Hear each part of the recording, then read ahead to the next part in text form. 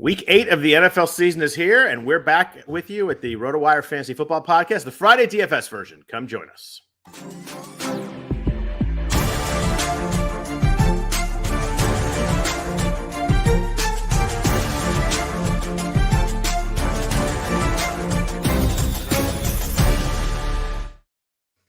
Happy Friday morning, everybody. Welcome to the RotoWire Fantasy Football Podcast, the Friday DFS version, sponsored by No House Advantage. I am Scott Jenstad, joined as always on Friday mornings by Ryan Belongia. We hope everybody is having a good season so far. We appreciate everybody listening. If you could please rate and review the podcast, it helps out a lot also. Ryan, we're at week 8. I used to call it a halfway point, but now that we have a wonky 17 weeks, it's not really there, but pretty close. The season's flying by pretty good. How are you? Yeah, I'm doing good, Scott. Thanks. I know we keep saying this, the season's flying by, but yeah, it feels like it just started. This slate, I don't know, relatively interesting. We were talking before that there's only one game with teams with winning records against each other. Not very many high total games yet again, but there's some interesting, there's some things about this slate that are interesting and different than any of the other ones we've had so far that I think we'll get into. DFS went pretty good last week. We're on a pretty good run now. I think I'll say it now. I have 4 straight weeks of 100% return on investment in cash games. And this week, nice. I don't want to be too confident, but I think we're going to make it 5. This week, I'm more confident than most, so I'm excited to get into it. You gave us the announcer's jinx right there. That's I know. That's a lot of confidence right there. But normally I don't.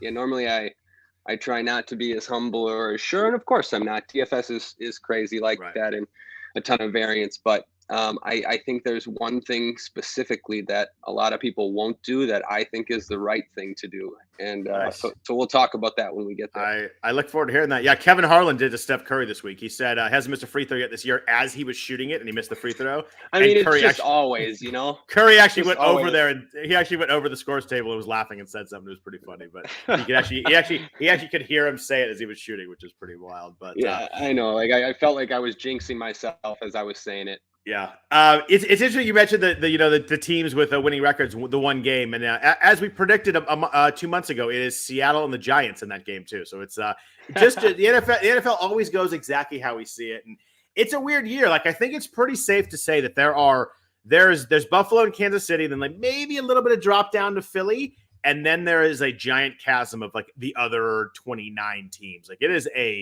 a mess. It's a very, very clear 3 teams at the top. Like I saw a bet on I forget what casino was offering it, but they were pretty much offering Bills, Chiefs, or Eagles at -110, or the rest of the field at -110 to win the Super Bowl. So it's a year where there are very, very clear 3 teams that are the best. I think there's a very clear 2 teams. I don't think Philly's quite there yet, but Bills and Chiefs AFC Championship game might be like just the game we watch and look forward to. It might be the Super Bowl right there.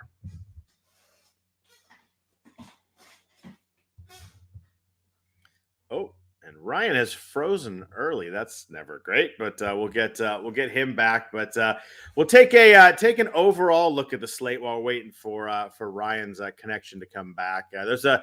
Sorry, Scott. I forgot that keeps happening. Switched over to my hotspot, so we should be good now. Oh, good to go. I was just talking about that game, but I was jumping into the slate. We've got 11 games on this slate. We have a London game. We have 2 teams on a bye, the Chiefs and the Chargers. So 11 games, 7 early, 4 late. Off slate this week, we had Baltimore and New England last night. Denver and Jacksonville. Russell Wilson is doing his calisthenics in the aisle as they head over to London, so that game's off the slate. The Packers and Bills, your Packers and the powerful Bills face each other on Sunday night. You have any confidence that the Packers are going to hang in that game? Oh, next to none. Oh, wow, next to none. That's I used to always think Aaron Rodgers would give us a chance, that it was always enough, but it doesn't seem like that anymore. I mean, the last 3 losses for the Packers are just as bad as it gets. And yeah, I mean, it's going to be a bloodbath, I think. Yeah, Packers and Bucks are the two teams right now. They you just did not expect them to look this anemic on offense. And then Cincinnati and Cleveland on Monday night. The rough news yesterday: Jamar Chase can be out 4 to 6 weeks. So that's if you have any Tyler Boyd in the season long, we would have played him in DFS, but obviously off the slate this week. This is a wild slate. I don't know. We'll tell you what your thoughts on it, but. We have three. There's 11 games. We have 3 games that have a spread around 50. There's Miami and Detroit. Just we thought would be the highest scoring total on the board when the season started. Cardinals and Vikings is 49. Raiders and Saints is 49. Then we have one game at 44.5 on the Vegas total. That's Seattle and the Giants. We mentioned that game earlier. And then there are 7 games that are under 43 or under on the over-under. It's wild that we've got this much separation. You got these 7 games, you got 1 game in the middle, and then you got 3 games that are way up there. Like a touchdown difference between these top 3 games and the bottom 7 games. Usually like, there's a 4-point difference, like a full touchdown difference. It's a very, very top-heavy slate with the over-unders. Yep, and, that's going to mean the popularity is going to go to those games. People will look at a lot of these other low total games and just completely forget about them. And a couple of those games at the top look pretty good. I think, the one that stands out most for me is this Dolphins-Lions game. Games in Detroit this year have averaged 76 points. The Lions themselves have scored at least 35 in every home game. We always like to target them for DFS, or at least target whoever their opponent is. And Miami happens to have some of the, better players on this slate. Tua, you could argue, is the second-ranked quarterback. Tyreek is in a great spot. Amon-Ra coming back healthy on the other side's in a good spot. The running back, at least for Miami, you could play. So, I think that game has probably the highest shootout potential. I mean, maybe, you could say maybe Arizona, Minnesota. I don't know. I think my favorite was Miami, Detroit. Did you have any thoughts on these, on the top games or your favorite game? I actually like Raiders Saints, and we'll get into as we kind of build some stacks and stuff. That's the game that I'm not saying I don't like Miami, Detroit. I'm a little bit worried about Detroit the last couple of weeks on offense, but I think no DeAndre Swift, no Amon-Ra St. Brown maybe affected Goff a lot. We hope Swift's going to play. We hope Amon-Ra's going to play. So I think that changes their offense a lot. But they've been a little bit down.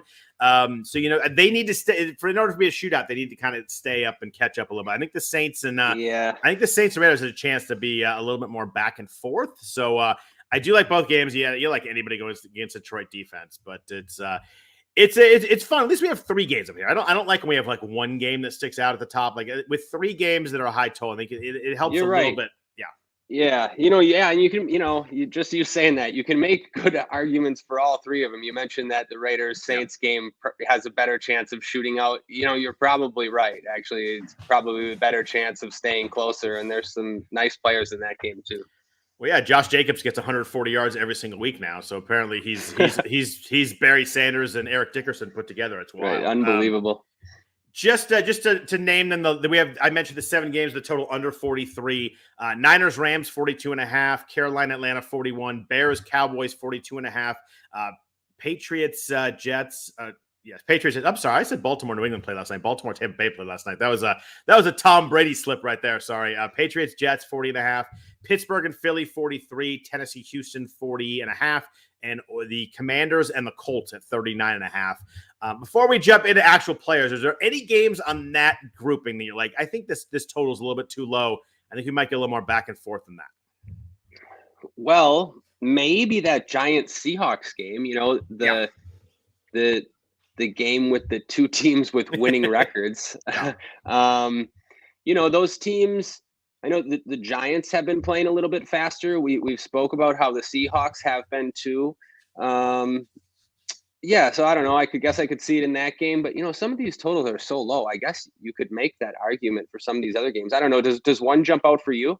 Yeah, I mean, I think it's going to be like picking really good players from some of those games. I mean, we talked about, like, you look at Bears Cowboys, like that's 42.5, but like the Cowboys have a big implied total themselves. And there's 3 spreads. There's 3 spreads that are over 10. So not only do we have the totals are weird this week, but the spreads are really weird too. We have 3 games with a spread over 10 points, which is wild. One of those is Buffalo and Green Bay off the slate, but like 3 games with huge spreads. And then the rest of the whole slate, the spreads are under 4 points a game. Like, it's really weird that you've got, and again, like we had with the totals, you have like a full touchdown that separates these games. So you got like whatever that is. There's 15 games on the slate total. So 12 games that are essentially a field goal or less, and then 3 that are over a touchdown and a field goal, like over 10 points. So it's really weird. There's no games that are 5, 6, 7 point spreads. So we got a lot of close games.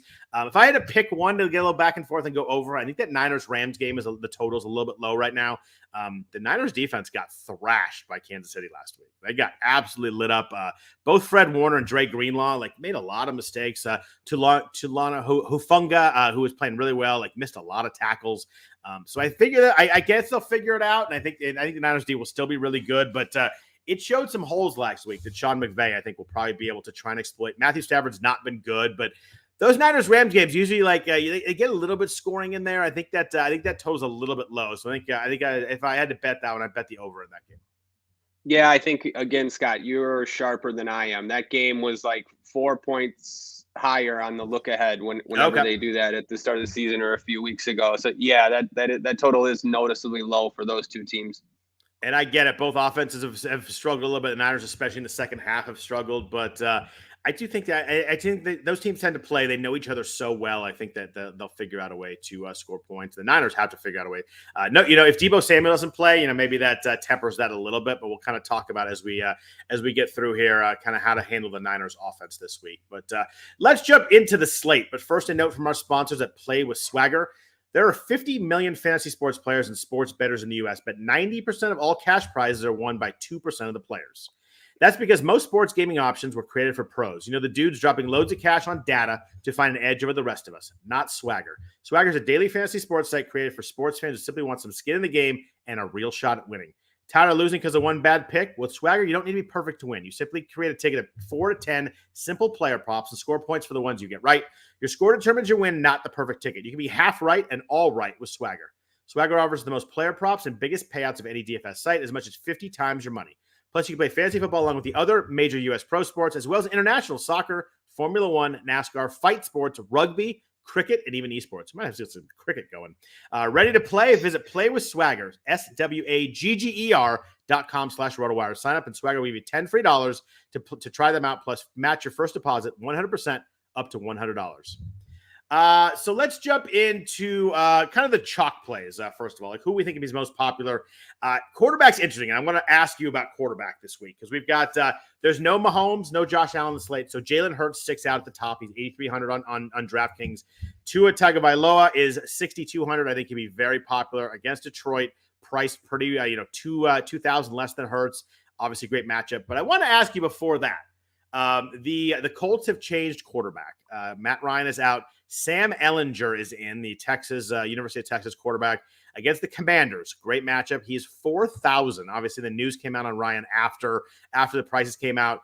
Just as a general DFS theory strategy, what do you do when we get in situations like this? We have a quarterback that is literally is min priced for quarterback starting. He has a little bit of rushing element to his game too. How do you handle this when because I think you have to kind of figure out what you want to do with Ehlinger before you even build your team. Yep, I agree, Scott. This is what I was referring to at the start of the podcast. So I opened the slate a few days ago and saw that Hurts stood alone at the top, and first thought was, okay, I want to roster Hurts in cash games to just get those raw points and, sort of get an edge on the field that way. And you start to look at the slate more, and as you mentioned, Tua is cheaper than he should be for this matchup. So you think, okay, Tua, that's a cash game option too, definitely in that range. But Sam Ehlinger, is that how you say it, or Ehlinger? Ehlinger I watch a lot of college football, and I think it's Ehlinger. I think you're right. I honestly don't know. But yeah, so 4,000. And I wasn't sure at first. And then you look around the industry, and there's some huge projections on him. And I saw at Texas that he rushed for 33 touchdowns. Yep. 33 touchdowns rushing at Texas. And in the preseason, it looked like he was pretty good scrambling, pretty mobile. So a 4K running or a 4K quarterback that can run, I think it's just too much to pass up, even with Tua there. And I don't think that I think people are going to be pretty wary of that. I don't think people just aren't going to want to do that, at least enough people. So I think I think you can get a pretty big edge there with Ellinger in cash games. I think, 4K is too cheap for a guy with rushing upside. Did you have any thoughts? Yeah, it's funny because I looked at it. I saw that same stat that you saw with the rushing at Texas. He ran for 1,900 yards and 33 touchdowns at Texas. So he has a rushing element. Saw the preseason stuff too. It's weird, right? Because you're like this. I mean, we've seen some rookie quarterbacks that like look horrible in their first start. And then we see some guys who do enough to get there. But 4,000 is so cheap. Not only that, we have a week where there's a ton of expensive options. So it's not like we had a couple weeks in the past where like everybody was cheap and it was easy to get to whatever you wanted. This week's not that way. There are a couple of running backs who I think are going to be very, very chalky that we'll talk about in a second. But you've got, Kupp is 9,600, Justin Jefferson is 9,100. There's a couple of running backs over 8,000.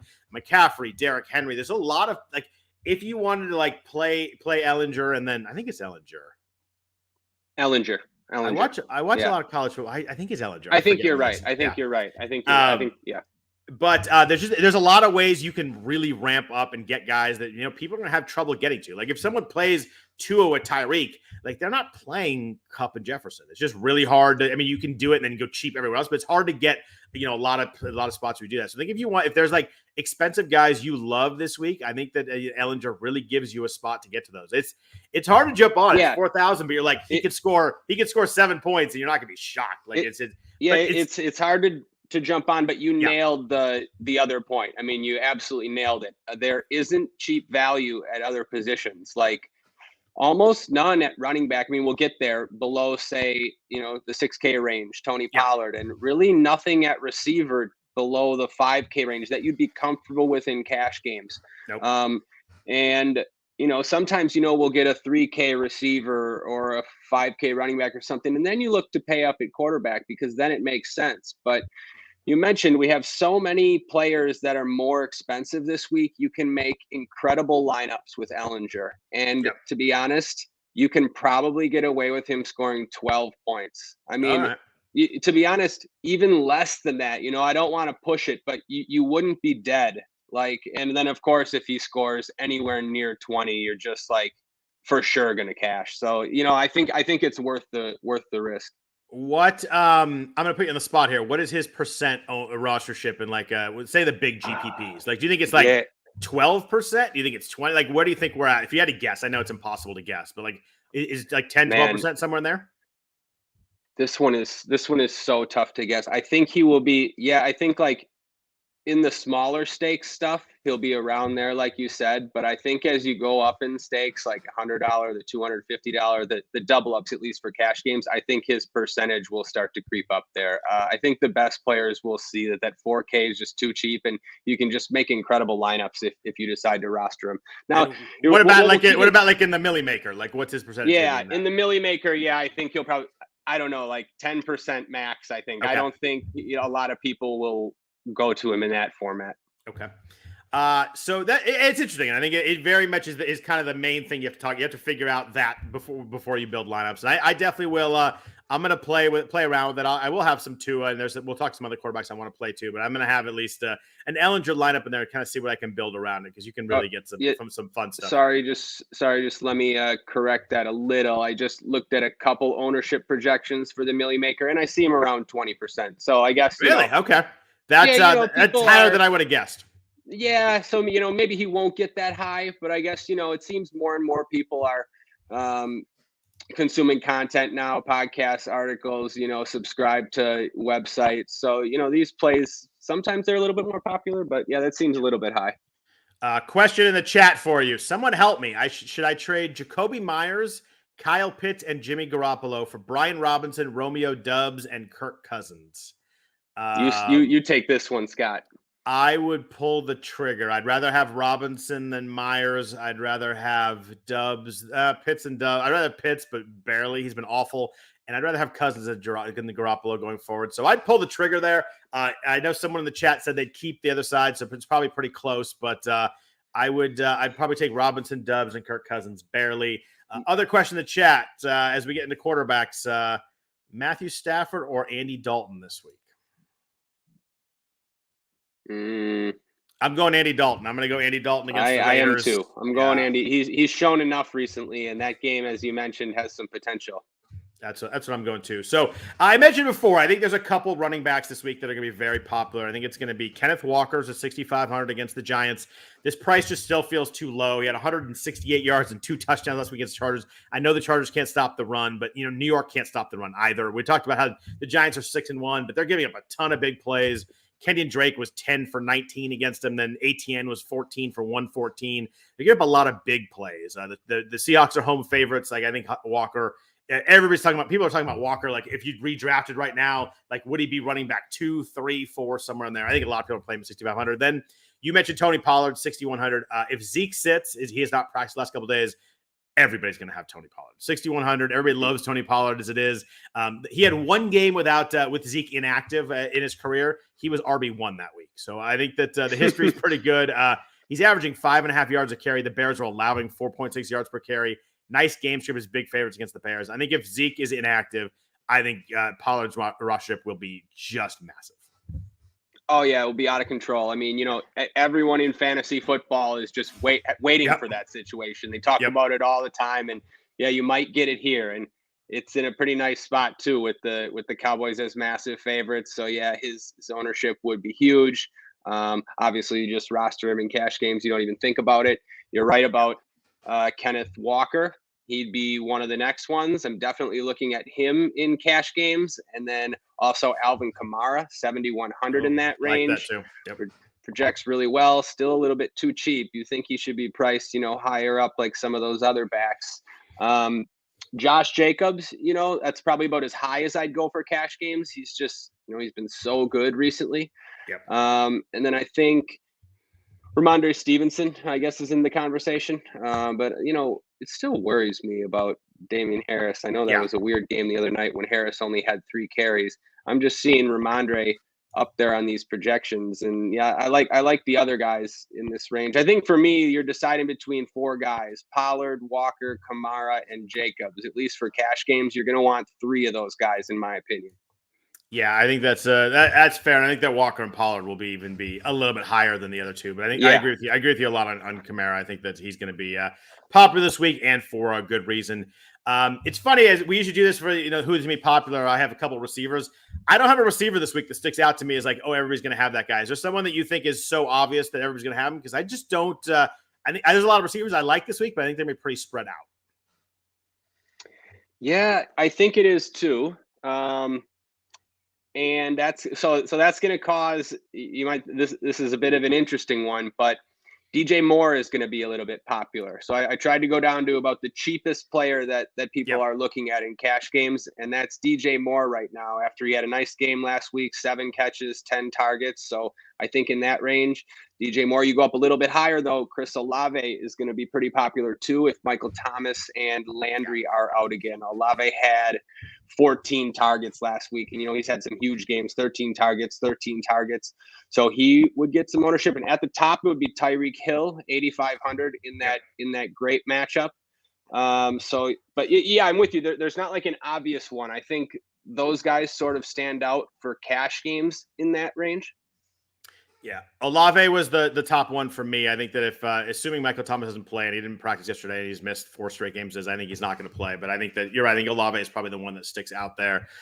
Oh, DJ Moore popular. Boy, we're back to that. DJ Moore chalk. I know. DJ Moore chalk. I mean, that's scary, right? It is. It is very scary with PJ Walker thrown to it. I know he looked good last week, and I love DJ Moore, but that's still scary. Top rostered tight end Pat Freiermuth at 3,900. Man, now that's one. This is a tight end. Like, I don't know. You could tell me anything, to be honest. Yeah, Freiermuth, he'll be one of them. I don't think there's one that stands out, to be honest. I'm looking at the same ownership projections that I've been referencing. Currently have Noah Fant as the highest tight end, and that is assuming that DK Metcalf is out. I mean, it's squarely dependent on DK Metcalf being out. But, people in cash games really like to play these min-price tight ends, and I agree with it on weeks like this. So if DK Metcalf is out, I could get behind that. Again, it's not a great play. I mean, he's still sort of sharing snaps with Will Dissly, but I would understand it. I like Freiermuth. I kind of like Dalton Schultz for similar salary. Yeah. I don't know. There isn't much though. Yeah, there's not a lot. I think it'd be Freiermuth. Question in the chat from the same person. Last question: Andy Dalton or Russell Wilson? I'm going Andy Dalton. I don't trust that Wilson's fully healthy, and I'm kind of over. Yeah, I mean, I'm kind of over I Russell can't. Wilson right now. Yeah, I can't play Russ. I mean, if you still believe in him, maybe. But yeah, I mean, give me Dalton too. Yeah. So let's jump into quarterback stacks. I think we'll kind of go with the obvious one. I think that probably the favorite, most popular stack this week is going to be Tua with either Tyreek or Jalen Waddle. Hard to argue it. You know, the Detroit defense is brutal right now. It's a great matchup. They're allowing 7.9 yards per attempt. You mentioned games in Detroit average like 150 points a game or whatever you said. Detroit plays a lot of man, which is really good for Miami wide receivers. Like, I think Miami struggles more with zone. Detroit's aggressive with man and blitzing, and like Tyreek and Waddle, you just ain't guarding them on man coverage, especially Tyreek.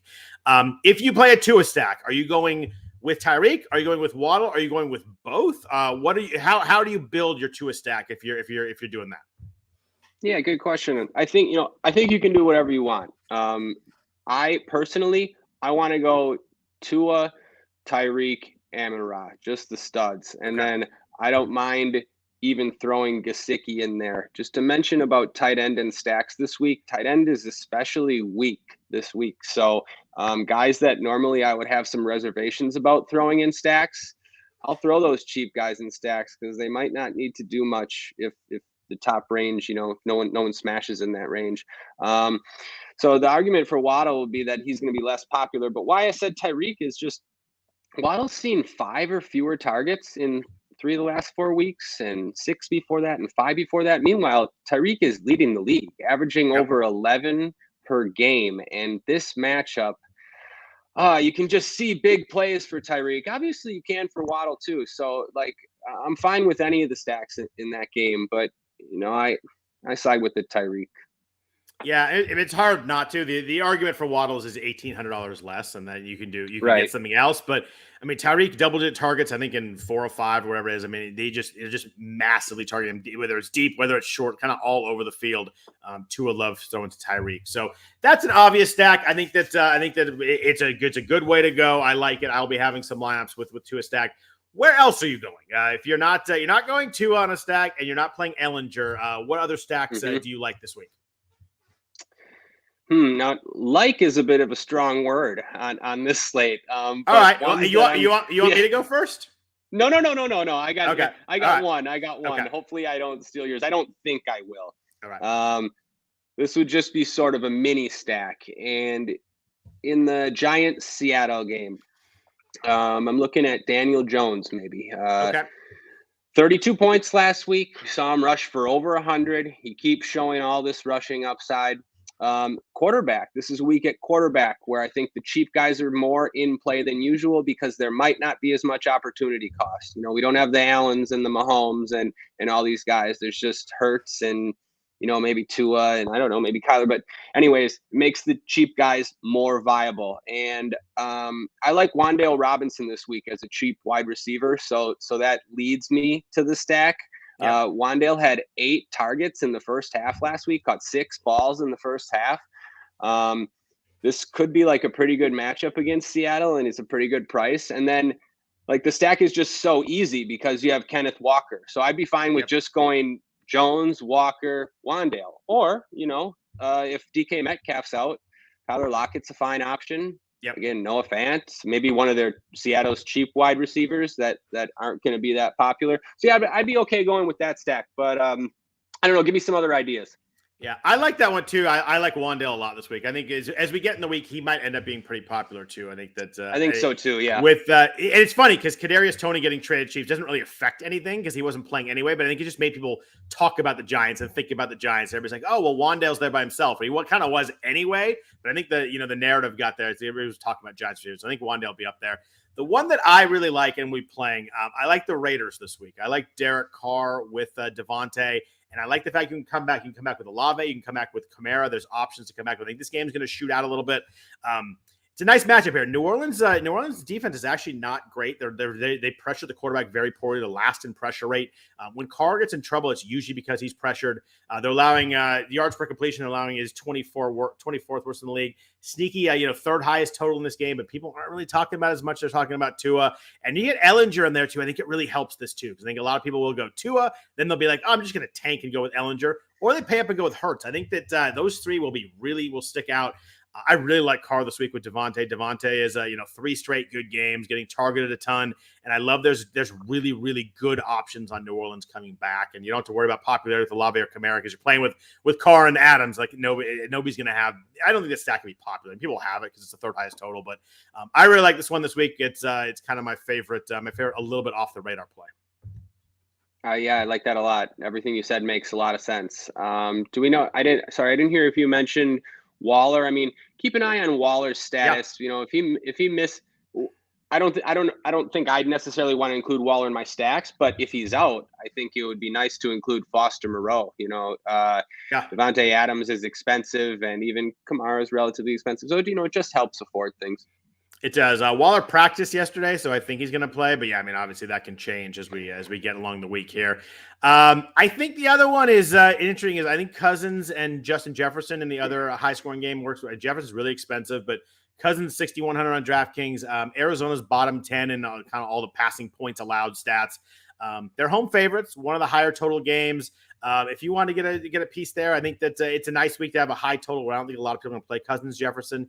Pretty easy to come back it's expensive, but you come back with DeAndre Hopkins if you wanted to. He was really involved. He get 14 targets in his first game back, so you come back with Hopkins. I think you get a stack there in a high-scoring potential game that would be pretty unpopular also. Yeah, I agree. The one thing I keep thinking about, I don't know if this stat is a fluke, but for the most part, Arizona has shut down number one wide receivers this season. I mean, if you go through and look at the stats, they've shut them down, like pretty much every single one of them. Yeah. I don't know. It's not the biggest sample size in Arizona's defense. They're not great. They do have a pretty good cornerback. I can't think of his name, but so I know if I'm going to stack that game, I liked what I saw from Kyler and Hopkins. That offense looked alive for the first time, and Hopkins looked pretty good. So I could see myself with some Kyler and Hopkins. Yeah, that game has the potential to be high scoring. Yeah. Byron Murphy Jr., I think is who you're thinking Byron of. Murphy. That's him. Yeah. Yeah. I think it's an interesting one. I think that with the quarterback options, I think the Raiders Saints game and the Cardinals Viking games are maybe not quite as highly rostered as they would be normally, just because we have so many quarterback stacks, at least with the quarterbacks. So anybody else quarterback wise? I mean, Jared Goff is 5,500 in that same Miami game. Nice game script total. It's been a struggle the last couple weeks, but if Amon-Ra and Swift are back, Miami's really rough against the pass. I think that's if you wanted to get a piece of the the highest total game. If you take the other side of it, then you get pretty interesting. You go. We talked about Tua with Amon-Ra and Tyreek. You go Goff with Amon-Ra and Tyreek too, and just be different and get a piece of this game that'd be really nice too. Yeah, absolutely. I'm on board with that too. Goff has thrown 4 touchdowns in 2 of those home games this season. You could even throw Hawkinson in there. When I roster Goff, I usually like it to be a double stack because you want 4 touchdown passes or at least 3. And I'd probably double stack him with Tyreek. That looks pretty good. Yeah, you could even throw in like a Raheem Mostert in there. Hope that game shoots out. Yeah, I don't mind that.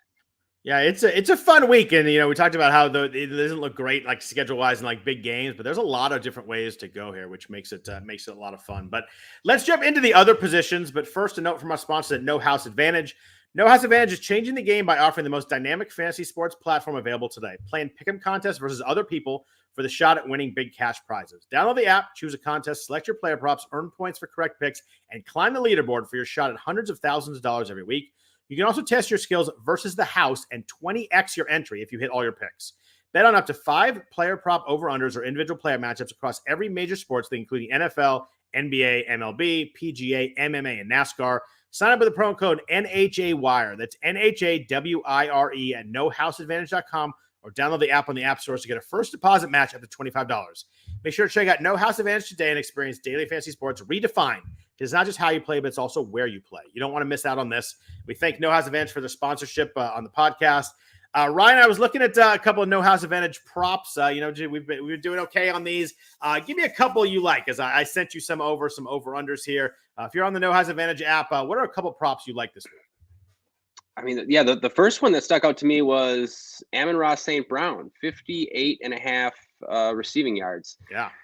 Back healthy now, really good matchup. He's been over that in every game he's been healthy, I believe, except one maybe. So yeah, I like Amon-Ra. And then the other one, Chris Olave, 71 for Olave. I think, you could see big volume here in this spot again with Michael Thomas out and with Landry out. He's just drawing a ton of targets, and he has tons of big play upside. So that one seemed low to me as well. So yeah, give me Olave over and Amon-Ra over. I like it. I like what I saw from Justin Fields on Monday night against the Patriots. I'm going to go Justin Fields. The over-under on his passing touchdowns is 0.5, so he only has to throw one. I like the fact that they are 9-point dogs of the Cowboys this week. I think he's going to have to throw the whole second half. I like him to, even if he doesn't play great, he's going to get a garbage time touchdown there. So I like Fields to throw at least one touchdown. And I'm going to go back to the well on one that paid off well last week. Kyle Pitts. I'm just going to ride the under on this dude. He had 9 yards last week. The over-under was like 50-something.5. We both laughed. We're like, that seems really high. He's 46.5. He's going to have to show me. I'm going to go under. I feel like I'm picking on Kyle Pitts here, but it's been rough. There's been a lot of memes for Kyle Pitts this last week. It's been rough on Twitter for Kyle, but I'm going to go under 46.5. I also like the over on Devontae Adams. He's 87.5 receiving yards. I think he goes over that number. I think he has 100 yards this week. So I'm going to go with those two. The bonus of Adams there, and we'll see how we end up there. We mentioned when we're talking about Sam Ehlinger that there's a lot of expensive running backs this week. We've got Christian McCaffrey still at 8,700 with the Niners now. Derrick Henry 8,400. Saquon Barkley 8,100. JT is 8,000. Jonathan Taylor. Dalvin Cook, 7,600. Josh Jacobs, 7,500. So I'm going to stop there. What are you doing in this range? It's a lot of big names, a lot of good names and good matchups. How are you kind of picking one or two guys here to play in your lineups? Yeah, you said it. Good big names in good spots. You can make arguments for all these guys. For me, if I have to single one out, I think it would be Derrick Henry. And damn you. A lot of it is I guess I'm just gonna say from the eye test. And what I mean by that is I can't believe how easily Josh Jacobs ran on the Texans last week. It was some of the worst run defense I've ever seen. Some horrible. Of the plays I couldn't believe. Yeah, and so Derrick Henry, 33 touches last week, 30 the week before, catching some passes now, and he hasn't had like the huge Derrick Henry game yet because we haven't seen like multiple touchdowns. That could happen here. So I think if I spend up, I like Henry. Man, you can make some arguments for these other guys though. I don't know. Give me someone else. Love Derrick Henry this week. You took mine. I'm not too surprised you did, but Houston's allowing 5.24 yards per carry. The crazy thing is, and it doesn't really matter that much because it's so historical, but he didn't face them in 2021. He didn't face the Texans, but his last 3 games against Houston, he's had over 200 rushing yards in all 3 of those games. Like, that's an absurd number. That is absurd. 200 yards, over 100 rush yards in 3 straight weeks. Yeah, it really is. He was 30 for 128 last week. I love this game. I'm going to do what I can to get Henry in this week. I think they're going to feed him. I think he's going to eat. 8,400 is expensive, but hopefully that keeps some people off him. Nobody's going to have Christian McCaffrey this week if you want to play him. 8,700 against the Rams. He played 22 snaps last week. He looked really good, but it's hard to get to 8,700 not knowing exactly if he's fully up to speed yet. Kyle Shanahan, his press conference, said that the full playbook's available to him, but I hope it works well. I hope it works out, but I couldn't play him over Henry this week, and I couldn't play him over Saquon Barkley either. Saquon Barkley, my second choice here. He's 8,100. 70 plus rushing yards every week, averaging 24 touches a game. Obviously, anytime you touch the ball can go the whole way. Seattle's giving up the second most yards to running backs. I just think the matchup's good. So I'd go Henry 1, but I would go Barkley a fairly close second, but not that close. And then everybody else would kind of be a step behind those guys. I think that I'm not going to play Jacobs 700 this week. I think that he's priced up. I would find the money to get to Barkley or Henry instead. I agree with you 100%. Yeah, I'm not going to play Jacobs either. He's going to be still really popular. And yeah, Barkley would be my second. Leads the NFL in touches, leads the NFL in total yards. Good matchup against Seattle. I mean, don't need to say much else. So this next range here, I think we've already talked about Walker and Pollard. I'm gonna go 6,000 to 7,200, so I can include Kamara here somewhere. But Kamara 7,100. These three guys are all going to be popular. We kind of talked about all of them. We're talking about the cash games and the chalk guys. Kamara's been very involved since his injury. He has no touchdowns at 101 touches. It's been a stat that's everywhere on Twitter this week. ATN was second. He had a big number. We talked about him last week, and he scored last week. 101 touches is impossible. Kamara's going to score this week. 6, 9, and 9 targets the last 3 weeks. 20 catches the last 2 weeks. He's super involved right now. We mentioned multiple times I like this game to go over the number, so I think that Kamara, Walker, and Pollard will be very popular. Is there anybody else in this range that you find yourself liking? Because you mentioned Ramondre Stevenson earlier. Other than that, there's I'm not playing Dameon Pierce in a tough matchup over those guys. I'm not playing Miles Sanders over those guys, even though it's a nice game script. I'm not playing Eno Benjamin over those guys, in case Connor doesn't come back, he's in that mix. But I think it's very clearly those three running backs in this range, and you can kind of have everybody else if you want them. Yep. Again, I'm with you. Like, those three seem like such good options to me that, I'm just going to stick with those three. We mentioned Tony Pollard would be very, very popular. And, of course, you can make the argument that fading him based off game theory reasons is a decent move for tournaments because he's going to be very popular. And it is. Pollard could score 15 points, and some of these other guys in this range could score 30, and you're golden. But I love those three plays that you mentioned: Kamara, Walker, Pollard. So I'm going to be all over them in tournaments. Under 6,000. Now, you mentioned him, and we were talking about the highest total game in your stacks. Raheem Mostert looks good here at 5,900. If you wanted to get off Pollard and a game theory, I think that Mostert's the pivot there at 5,900. Great matchup against Detroit. Another good week last week, 16 for 7 in rushing, 4 for 30 and a touchdown receiving. Detroit's allowing 5.4 yards per carry, which is a crazy number. Like, I don't know how you ever get off the field when you're giving up 5.5 yards a carry. Most fantasy points to running back. So I think Mostert's a really good play at 5,900 if you do want to either play him with Pollard or pivot away from Pollard to get different in a tournament. Is there anybody else under 6,000 that you consider this week? There is not to me. I could see people maybe playing Chuba Hubbard. At Atlanta, he played the higher percent snaps before he got a little banged up last week. He was really good. They ran the ball well. Sorry, phone's ringing. But Tyler Algier is against Carolina. But is there anybody below Mostert you're going to play this week? Yeah, I don't think so. Mostert would be the guy. Great call on Etienne last week, by the way. Yeah, that worked. That was nice. That worked well. Great call. Yeah. If there's one guy, I guess I think you can make an argument that Brian Robinson has multiple touchdown upside. He's going against a quarterback starting for the first time, and Washington would like to give Robinson 20 carries. So in an ideal situation, he could go 20 carries, 100 yards, and 2 touchdowns. I don't know if I'll get there, but he's who I would make the argument for. I like that. Yeah, I didn't realize he had 20 carries. He had 17 carries the week before too. It's pretty amazing. He got shot twice, like 2 months ago. He had 20 carries in the game. That's a pretty different level of toughness right there. Yep, pretty cool. Not cool that he got shot, but cool that he's come back so well. Yes, cool that he's okay. I did not think it was funny because I was doing season-long draft at the time. I'm like, you just got to cross him off, right? Like, it sounds weird to be like talking about a guy who got shot, but like, right. Back in week 5, like I never would have guessed that. Really, really impressive right there. But he looks pretty good. I do like that as a if you want to get a little way different, and he does have a little bit of upside there. Let's talk about receivers, but first a note from our sponsor, Monkey Knife Fight. Football's officially back on Monkey Knife Fight with all the NFL action you're looking for, and if college football's more your speed, they got plenty of that too. On Monkey Knife Fight, there's no sharks, no salary caps, and no math. It's easy to play, easy to win, daily fantasy player props.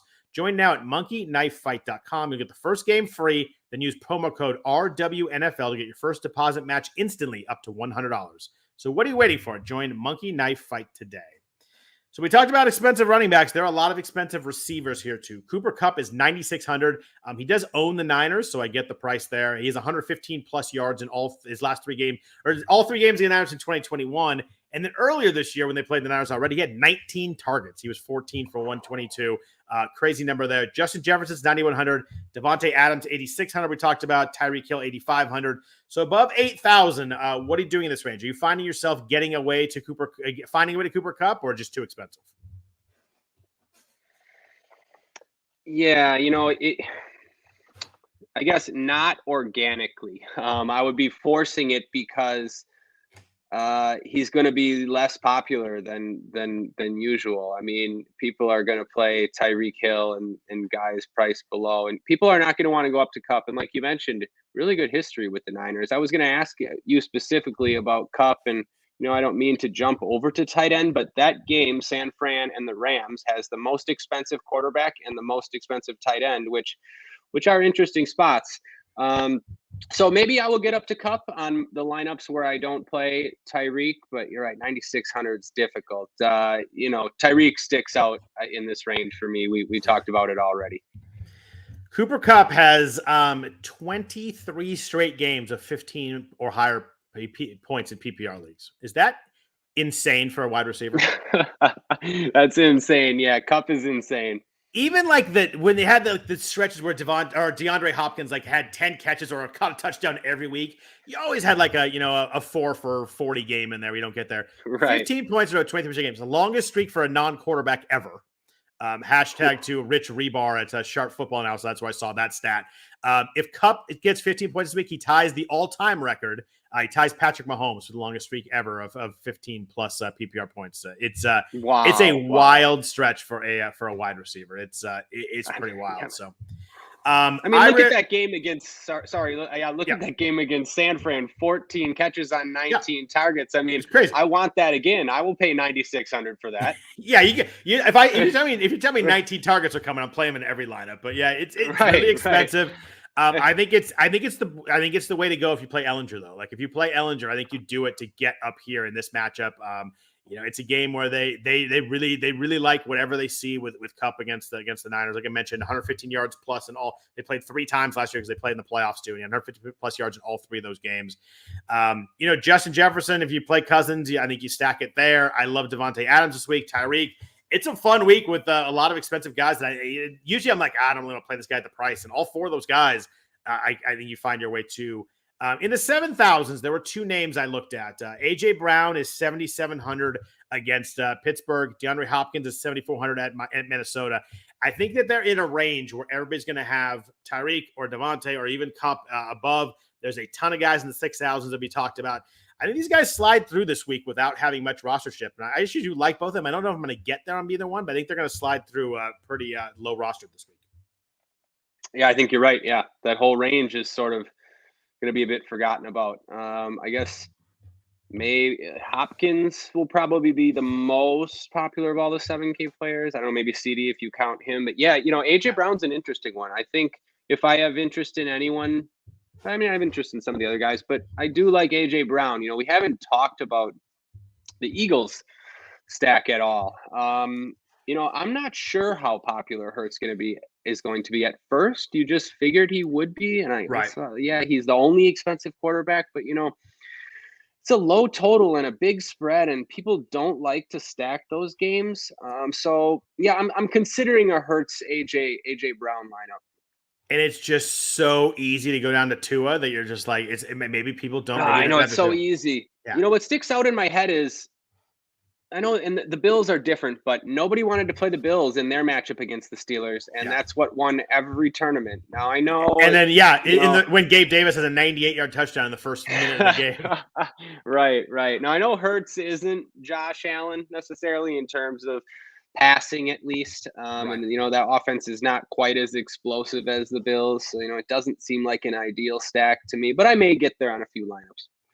Yeah, I really like AJ Brown this week. I'm going to try and find a way to play him. He's been solid, but no 100-yard game since week 1. You just feel like the 150-yard 2-touchdown AJ Brown game is coming at some point. I know that's a bad way to think about things, but he has 7+ targets every week. He's so explosive. I think there's going to be one of those games. There's got to be a game coming where he busts a couple of those. So I always like AJ Brown. I think he's priced high enough this week where I don't think a lot of people will get to him. And if you those are the kind of guys you look up. You're like, oh my God, that's how someone won with the 2 AJ Brown touchdowns. So I'd play him over Hopkins this week. I like him. I like him more. I think Hopkins will be more popular, but give me AJ Brown in the range. In the 6,000s, I went 6,000 to 7,000. I included CeeDee Lamb there, but we got Lamb at 7,000. Amon-Ra St. Brown 6,900. Jalen Waddle, we talked about 67. Tyler Lockett, if Metcalf doesn't play, will probably be pretty popular at 6,500. Who do you like in the 6,000s? I'm not going to list all of them. Obviously, there's a lot of guys here, but who do you find yourself kind of gravitating towards? Okay, well, first I'm going to ask you a question before I say anything. Just want your opinion. There's a cash game. There's a couple cash game builds this week that land right on 7,000 for a receiver. And CeeDee Lamb and Amon-Ra St. Brown basically have the exact same projection. So if you had to just pick one of those guys, who do you feel more comfortable this week, CeeDee or Amon-Ra? St. Brown for me, just because I like the game so much more. I think Dallas is going to run the ball an absolute freaking ton in the second half. I love CeeDee Lamb, but I just think St. Brown is the one. And I know cash game, you're not really shooting for the upside, you're shooting for the floor. But I think that the only concern with St. Brown is the health. Like as long as he gets cleared on Saturday, it sounds like he didn't have a concussion, but had some symptoms. It's kind of hard to figure out what happened there. So the only concern on St. Brown for me is the health. But I would go St. Brown at 6,900 this week. Okay, yeah, I'm with you. St. Brown as well. And yeah, I heard too that he didn't have a concussion, but with these new protocols, if you're even evaluated for one, then you're out. So yeah, I'm with you there. To answer your question about the 6K range, I do like Jalen Waddle for tournaments because he's going to be much less popular than Tyreek. I like Devontae Smith for similar reasons that you mentioned for AJ Brown. I just think he has big upside. We've already seen it from him. But yeah, I mean, Olave is such a good option. Yeah. I don't know. Yeah. So the Seattle guys, I'll let you talk about the Seattle guys. It seems like DK Metcalf is out. Tyler Lockett has finally been priced up. Now, normally you would think DK Metcalf out. It's a big boost to Tyler Lockett. And it should be, but DK Metcalf out also might be just a downgrade to the passing game. And I don't know, maybe Geno Smith and Tyler Lockett can't pay off that price. Maybe it becomes a Kenneth Walker game. Maybe you want to get off Tyler Lockett if he's going to be popular for that price. I'd go Waddle this week over Lockett in the same price range. Olave 6,000 you mentioned. I like Lockett. I like Lockett more when he was like 5,600 for a long time. We're like, he's got to go up. He finally did. Probably because Metcalf got hurt. They probably adjusted that also because he got hurt in game. Lockett did have 8 targets last week, only 7 for 45. I always like talking Lockett, but I think there's other options I like more this week. So may have some of them, but not someone I'm targeting. I wanted to ask you about, though, at 6,100, if Deebo Samuel doesn't play, Brandon Ayuk has been really involved last couple weeks. He has 11 targets each of the last 2 weeks. He's 8 for 83, the 2 touchdowns 2 weeks ago, then 7 for 82 last week in the loss against the Chiefs. He's really active, really involved. If Deebo doesn't play, suddenly like that target tree really gets narrow. It's Ayuk, it's Kittle, and it's C-Mac out of the backfield. Like I just think, and Juwan Jennings is questionable too. He might not play too. Like you might get a lot of Ayuk. And now, granted, they may move Jalen Ramsey on him. They may, suddenly he's getting a lot of attention. I think Ramsey might play some Kittle too. But I like Ayuk at 6,100. I think Olave is probably the best play in this range. But I think Ayuk at 6,100 finally is getting some consistency, getting a lot of targets. They realize how good he is. And he's one of those guys, you get the ball in his hands, like you break any play. Like he's super explosive. So in a game that I think gets a little over the total here, I do like Brandon Ayuk at 6,100 as a guy that I don't think a lot of people will have. Wow. Yeah, absolutely. Thanks for bringing that up. I had not even seen that Deebo might not play. So yeah, I would definitely have interest in Ayuk. Yeah. Wow. 7 catches, 8 catches on 11 targets the last 2 weeks could be a good game script. And you're going to have Olave really, really popular in that range. So Ayuk could come with some leverage. Absolutely. Yeah. Yeah. Good point. Yeah, I really like him this week, especially if Deebo doesn't play. I think Deebo's going to give a shot. This is essentially a playoff game for the Niners. They have a bye next week, but they're 3-4 against the Rams. They can go 3-0 in the division and kind of, even though the record's not good, if you go 3-0 in the division, it looks pretty good. So this is a big game. You don't want to be 3-5. Before we move on to receivers, a couple of questions. Russell Wilson, a lot of chatter in the chat about Russell Wilson. To answer the questions, I would go Jared Goff over Russell Wilson, and I would go Andy Dalton over Russell Wilson. So do you disagree with me on either of those? No, I'm with you. Yeah, I think the injury, like there's so many ways he could tweak something, he could get hurt, he could have to come out of the game. And I like Goff against the Dolphins having to throw a lot. Mm-hmm. And I like Dalton in a game. I think they'd shoot out a little bit. So give me Dalton, give me Goff both over Russell Wilson. Anybody before we get to the really cheap receivers, is there anybody in the 5,000s you like? I think it's kind of a dead zone for me. DJ Moore, you mentioned, is 5,300, probably pretty popular down there. Brandon Cooks is 5,900, but there's some receivers in the 4,000s I like. There's a lot in the 6,000s I like. There's not much in the 5,000s for me this week. No, yeah, not much for me either. I mean, I think I'm just completely done with Brandon Cooks at this point. I mean, I sort of have been for a while, but this isn't the Cooks that gets 10 targets every week anymore. This is the Cooks that's getting 5 and 6 targets every week. So he's just way too expensive now for that. And doesn't have over 60 yards since week 1. Right, yeah, like just bad offense bad passing game at least, and yeah. So, anyways, yeah, it's a dead range for me too. DJ Moore, I get it. DJ Moore, I'm considering for cash games. Like the matchup is pretty good too, so I understand DJ Moore. But yeah, other than that, no, I'll go even cheaper. So let's get under 5,000 then. I think we both really like Wan'Dale Robinson. We mentioned him; he's 4,700 on DraftKings, 6 for 50 on 8 targets last week. And the key to me.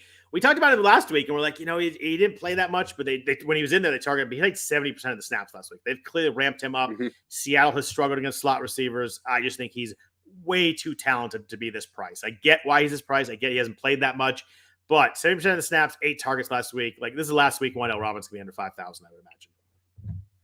Yeah, Wan'Dale is my favorite in this range as well. Other guys,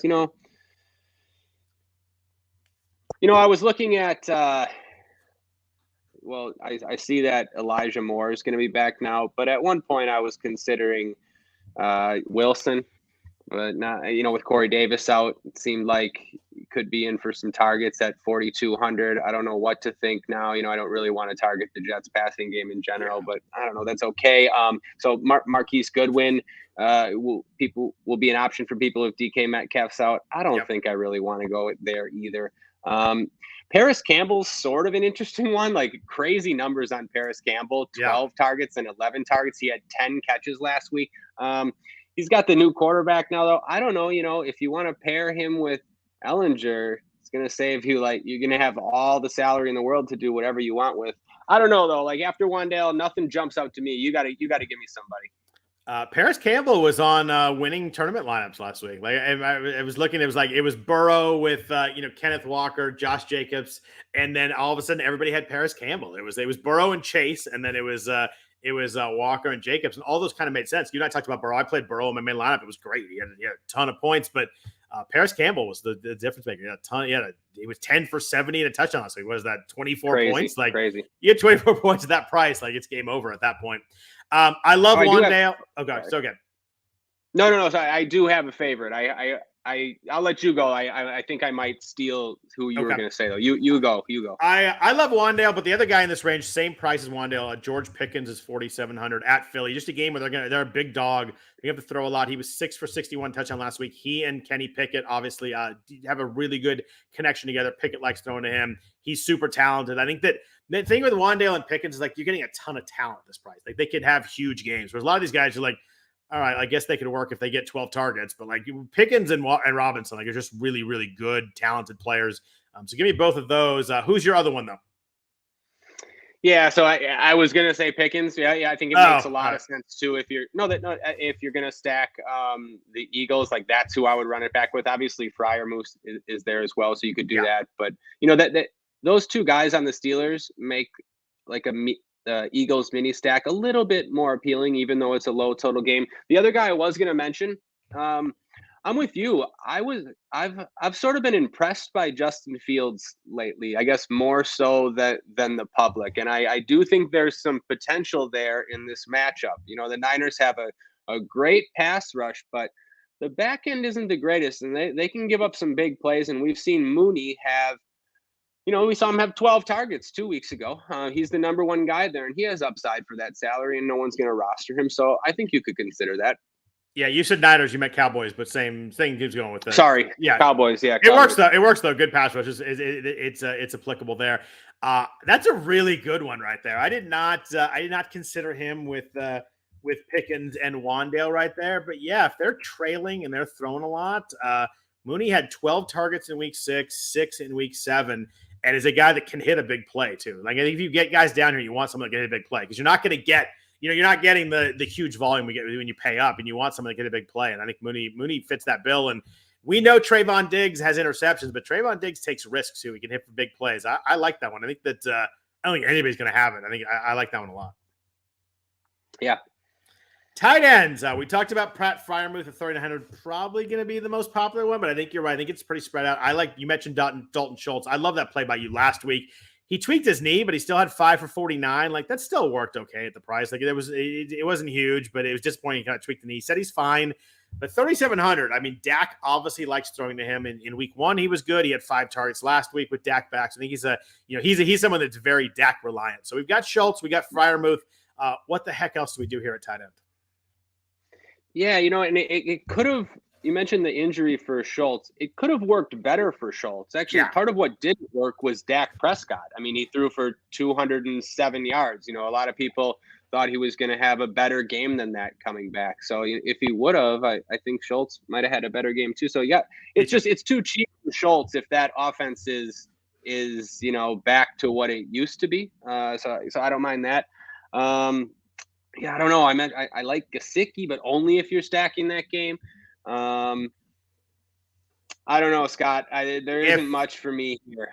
If Debo doesn't play, can you get up to Kittle at 5,700? Oh, yes. That's what I was thinking about when you were talking about Ayuk as well. Yeah, I think that'd be a pretty good move. I think 19 targets the last 2 weeks. They're starting to use him in the pass game. Yep, and a ceiling game at tight end will go extra far this week if you could get it from Kittle. He's not going to be like overly popular, and he could just absolutely crush the whole position. So yeah, absolutely, Kittle. Yeah, I think if I were to pay up, I'd pay up for him over Waller, over Dallas Goedert this week. I think if I was going in the 5,000s, obviously Andrews and Travis Kelce are off the slate, so there's nobody uber expensive. I'd go Kittle. And then if I were to go cheap, we mentioned Schultz and Freiermuth. I think these are the most applicable ones to me. If you play Kirk Cousins, you can go with Irv Smith at 3,500. Tight ends have been really good against Arizona all year long. Like I know they've faced some good ones, but tight ends are really good. I think Juwan Johnson went off against them last week for 2 touchdowns. Irv Smith's targets have been pretty decent: 8, 6, 4, 5, and 4. Juwan Johnson, I just mentioned, he's 3,200. If you wanted to play the Saints Raiders game, I think it's an interesting cheap piece of this game. Michael Thomas would have to be out. Adam Trautman would have to be out, but he was 5 for 32 and 2 touchdowns last week on 5 targets. He was 4 for 41 and 6 targets the week before that. So I think that Juwan Johnson is, if you want to go cheap and punt, 3,200 in a game that I think is going to be a little higher than the total. I do like that play if you needed to get cheap and want to spend some money elsewhere. Yeah, I think that's the call right there. If I see Michael Thomas, Jarvis Landry, and Trautman out, I think Johnson is probably the best cheap tight end. Yeah, great point. And Dalton likes him in the red zone, and I think it works well for the price. Yeah, I agree. One other guy, and I hesitate to even mention it, but he is really cheap, and we don't know about his health, but he hasn't played since week 4. But it looks like Logan Thomas is coming back. He's only $3K. That would be too cheap for the Logan Thomas that we used to know. Again, I don't think I'm going to do that, but worth mentioning. Yeah, he's obviously playing with Taylor Heineke, who Taylor Heineke moved up my quarterback ranks this week because he buys a pair of Jordans every week when he gets a win in the color of the opposing team's jersey. That's awesome. Yeah, he showed up with you won't like it, but he shows up with Green Bay Packer green Jordans. Oh man, I didn't see that. I'm glad I didn't see that. But that's awesome. I do like made me like Heineke a little bit more. Thought that was pretty cool. Yeah. Defense. I always say gotta play one. What are you doing at defense this week? I'm gonna let you go first because I think it's kind of a tough defense week. I had trouble. I guess everybody goes Washington for 2,600 against the rookie quarterback. Is that what you think is going to be the most popular? Yep, you got it. For cash games, for sure. Yeah, cash games, I think you just got to play Washington against a debuting quarterback, and they're cheap enough. But it's one of those situations where they're probably going to be really popular in tournaments, and we've seen the ownership on some of these defenses just absolutely out of control in tournaments, to where like fading them seems like a pretty good option. In tournaments, in cash games, you just play Washington. But you're right. Other than that, like, where do you go? I don't know. I know where I'm going. Okay, I'll say Patriots seem okay for 3K, but I don't know. You tell me what you think. Love the Niners defense this week. 3,100 against the Rams. The Rams are going to score some points, but I tell you what, Matthew Stafford just gives you chances to make plays on defense. He's going to have a couple throws where you're like, oh, God, that's not going where we're supposed to go. And I think the Niners defense will pressure him. I don't think the Rams offensive line is playing especially well right now. I really like the Niners defense. They're 3,100. They're priced down. I think the expensive ones, like, there's no way to argue against Philly against Pittsburgh or Dallas against Chicago, except the fact they're 3,900 and 4,000. Like, if you need to save 1,000 down to the Niners, I think you got to do it. I think that they're going to get some sacks. They're going to get pressures that causes fumbles, that causes interceptions. I think that they're I hate playing narrative street, but I think the Niners are embarrassed on defense after last week. Mahomes absolutely trashed them. 530 yards against the defense that was number one in the league before that. I think they dropped to like 7th or something after that week. They dropped way down, at least in DVOA. I think they dropped from 1st to 7th on Football Outsiders. But love the Niners D this week. They like playing the Rams. They like playing in SoFi South, as we call it down here. There's going to be a lot of Niner fans there. There's 3,100. I do like that's my favorite defense by far this week. I think the Patriots-Jets game is one where you can play either defense. I think the Patriots are 3,000. Jets are 2,900. I think that I like going against both those quarterbacks. I guess Mac Jones is playing for New England. I have no idea what Belichick was doing last week with the dual quarterbacks. It was a weird situation. They got smacked by the Bears of all teams. But so I think you go defense in either of those games. Washington, if you want to fade Sam Ehlinger. But Niners at 3,100 is where I'm going to be going, maybe on a very large percentage of my lineups. Yeah, I love that. Me too now. I mean, you sold me 100%. I see Niners 3rd ranked defensive line, Rams 29th ranked offensive line, also dealing with injuries and people playing out of position. Great call. I mean, you're usually spot on with these defenses. So yeah, give me the Niners as well. Sometimes, every once in a while, I give up 50 points on my defense, but usually pretty good. But I mean, Bosa's back. Samson Ebekon's having to play. I hope Greenlaw plays. Jimmy Ward is back. Like the Charvarius Mooney. Like almost every back. You wish Eric Armstead was back because he could stop the run. But we're talking defenses are fancy. I think you want to rush the quarterback and make plays. I think the Niners have guys to do that right now, and Stafford will.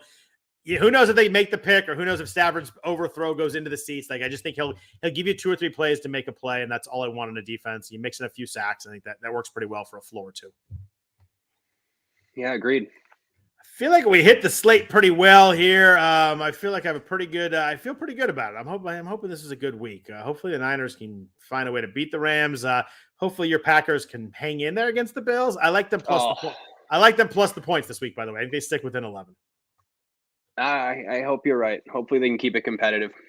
Yeah, it's Sunday. It's Sunday night, right? Is that Sunday or Monday? That's Sunday night. Yeah. So it'll be interesting to see if they can hang in there, because this is if they get blown out, like you've got some proper problems in Pack-a-Land for sure. But give me the plus 11.5. I'll go there. Anybody else on your mind? Anything else you want to talk about before we jump out of here? I think you've got to go. Talk some. I guess you call it football over there in Europe, but you're got to go talk some soccer. So anybody you got left you want to talk about? Yeah, I don't think so. You're right. I think we hit pretty much everything. I'm scrolling through here. Yeah. What are you doing? You doing Premier League right now? What are you doing soccer-wise at the moment? Premier League, yeah. There's a big slate on Saturday.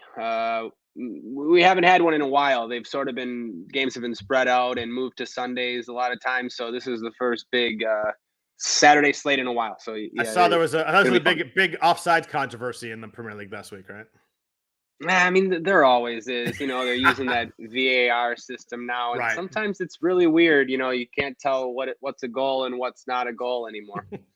That's pretty wild. So I won't go too deep down the soccer rabbit hole. You're about to go talk. I'll let you get out of here. But thanks, everybody, for listening to the RotoWire Fantasy Football Podcast, sponsored by No House Advantage. We appreciate them for that. Of course, you can please rate or review the podcast if you enjoy listening to us, or we give you some good plays for Sunday. Definitely leave us a bunch of stars and a nice comment. It goes a long way towards helping the podcast. Help people find the podcast. Both really good things on our end. If you want to follow me on Twitter, I am at Scott Jenstad. Ryan is at Ryan Belongia, Belongia.